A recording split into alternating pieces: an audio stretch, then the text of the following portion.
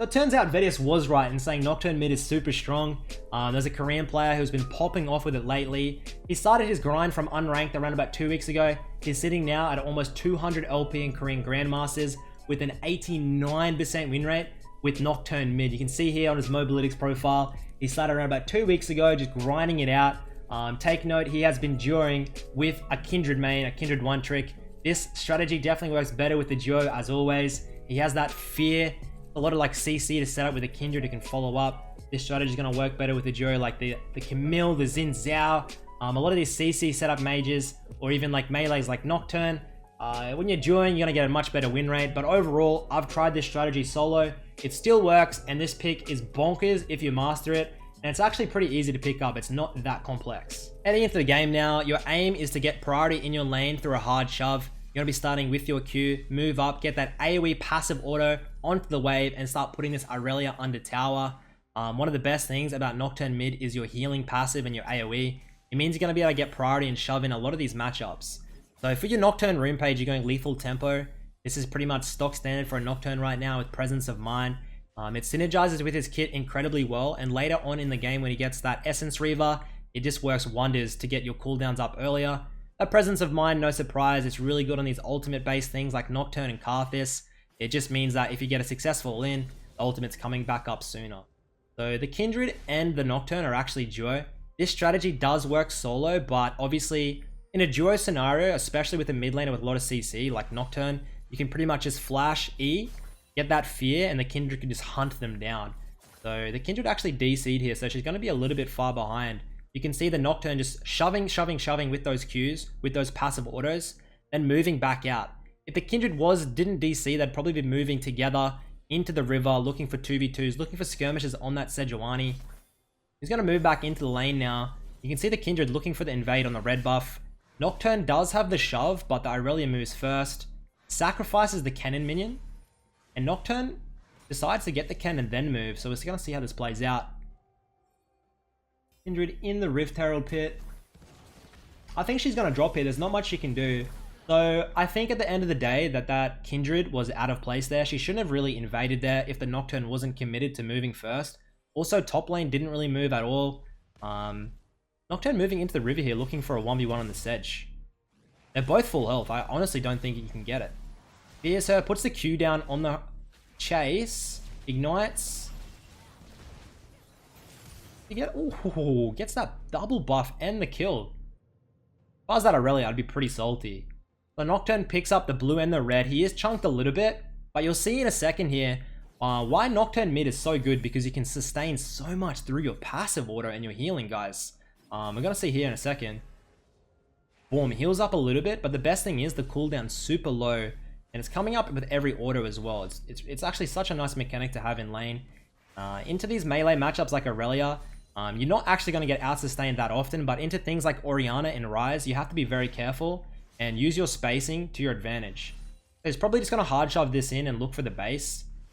He's definitely looking for a Tiamat rush. The Tiamat rush on these things like Nocturne and Talon, where you want to constantly be pushing mid and then roaming, is just super important. Gets that Tiamat and a control ward, happy days. Uses that Q to get back to lane. I mean, I'm not going to lie to you, Nocturne mid is not rocket science. I've been playing around about 10 or 15 games of it now. It seems so easy to pick up, and you only need like 3 or 4 games before you really start to get the hang of the all-ins. It's a super basic kit, okay? So this is not something like a Yasuo where you need hundreds. This is something relatively easy you can pick up in a couple of days and then just start using it in your ranked games. He's level 5 now, soon to be level 6. I want to see a couple of these all-ins. So he moves in with the Q, gets that Tiamat, shoves it in, gets that E off. You can see he uses that spell shield there. You see how he dodges out on the Aurelia stun into things like Zoe, Aurelia, where they have like these key abilities. If you use that spell shield at the right time, they have no type of escape or all-in. It's just such a beautiful mechanic to have. And there's honestly, like, it just means there's no counterplay when he goes for the all-ins. Edge gets that scuttle. Kindred's moving in though. Kindred all-ins. He presses the ultimate. Gets the E off now. Gets that Q in the escape direction and she's doomed. They just clean up the Sejuani.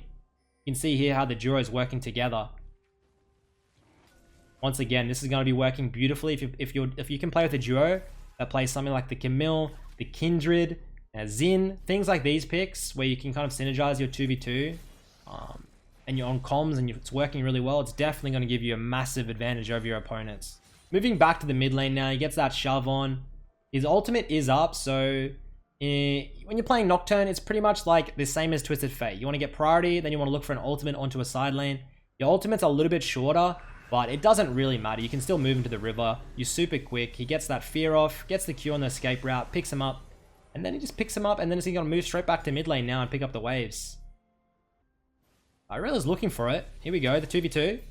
Gets the spell shield, gets the fear off, and just running her down with the lethal.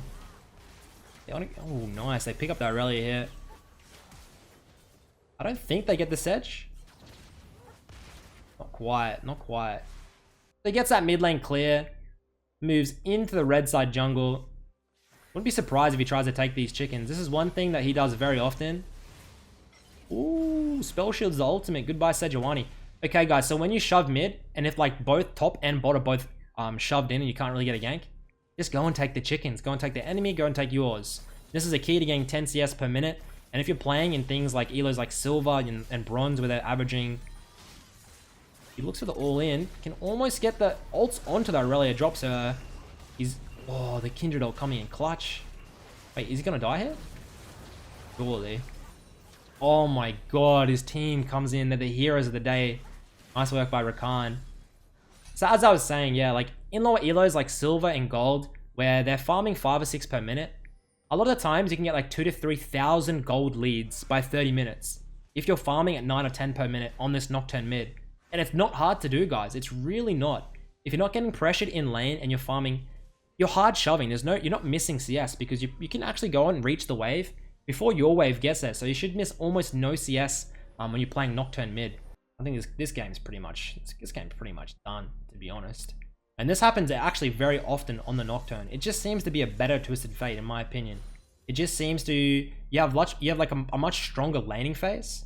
You have the CC with your E, and you have the global ultimate. I mean, it's pretty much 80 version of Twisted Fate, but you have a stronger early game. Into the bot side here, kind of zoning out the Tarm. Looking for a 1v3 play here. He's been super cautious. He doesn't want to get caught up and give that gold bounty away. This Kindred, man. This Kindred has big balls. I think they might both drop here. Nocturne has ult, but he's just going to try and save it, honestly. He pops his ultimate here onto the... Just one-shots the fucking the Tarm catch. Get Irelia as well. Sion gets it. Sion ulting into this... Oh, man. I thought he could actually just get in onto her in time to cancel that dash. 7 and 1 now. Both outers are dropped. You play this thing just like a split pusher, guys. Just like you're playing Twisted Fate. As soon as you can, you drop into the side lane. Look to shove out the side lane waves. Take the jungle camps. Then ultimate across to kind of cut them off and get a flank.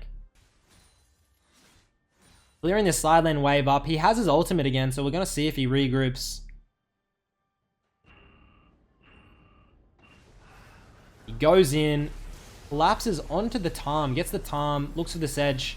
Gets the Sedge. Might actually... Ooh, no, he can't quite get that Irelia there. Okay, he's finally got that Essence Reaver. It's going to be super interesting to see. This is, in my opinion, the biggest power spike for Nocturne.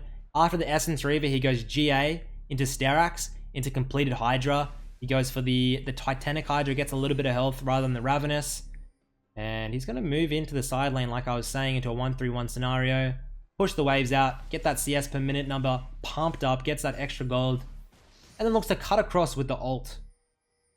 But don't get me wrong, if somebody looks to match him in the side lane, he looks for the all-in. There's really not many champions that can all-in the Nocturne, in my opinion. Especially when you get that Essence and you get that double fear. He's looking for this Victor now. He just dives him under tower. You don't see this Victor steps up. Ults in. Q's in the wrong direction. Gets the auto off. He's going to get caught up by the Sedge here. I don't think there's any way out. Running down mid now to catch the wave. He has a stopwatch, so if you're all in, he can stopwatch if he gets into a bad scenario. At this point in the game, they're so far ahead that if they just run mid, Nocturne presses ultimate, the Sion follows up, they should win it. But the goal difference is actually, it's come back a little bit. It's only about 5-6k right now. Lapsing into the jungle. His ultimate's up now. Just watch how he uses it. Ults onto the Tom. If anybody is overextended, he's not afraid. It doesn't matter if it's a support, doesn't matter if anyone. If he can make it a 4v5, he goes for it. Looking for that rally now. She has the GA. He drops that down. Good Sedge ult, to be honest, but at the end, they're just too far ahead at this point. They're going to clean him up and probably clean the game if they can. Gets in as well. I mean, guys, this VOD review, it wasn't that in-depth. I just want to show you what to do and the strategy. Go and play it in your solo queue games. It's not rocket science. I've been playing it. After 3 to 4 games, I said to myself, this is actually very strong. I'm going to keep picking this. Maybe use it as a counter pick to things like Twisted Fate or the Zoe, where if I just go for the all-in spell shield their card or their bubble, they're doomed. So go and try this out in your ranked game. If you're looking for a mid laner that farms extremely well, AD, super fun to play, has a global ultimate, pick up that Nocturne, look to abuse it in ranked, and maybe even climb in Season 9. So until next time, guys, cheers for watching, and I'll catch you later.